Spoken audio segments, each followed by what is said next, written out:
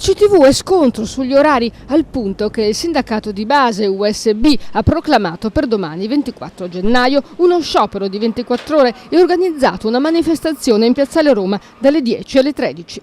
Vuol dire che se qualche autista non aderisse alla protesta sarebbe comunque ostacolato nell'arrivo e nella partenza a Piazzale Roma. Si prevedono dunque disagi non soltanto per gli utenti dell'azienda di trasporti veneziana, ma anche per chi transiterà lungo il Ponte della Libertà nelle ore centrali della giornata.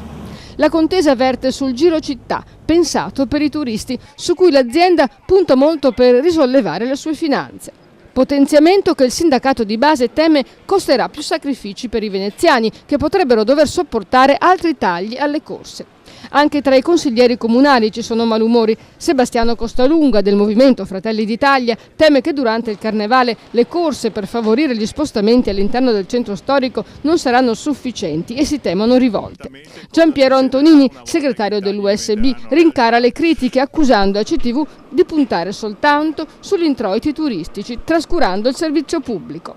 In quest'ottica ACTV si starebbe preparando a lasciare il servizio di Chioggia, dato che avanza dal comune clodense ben 10 milioni di euro.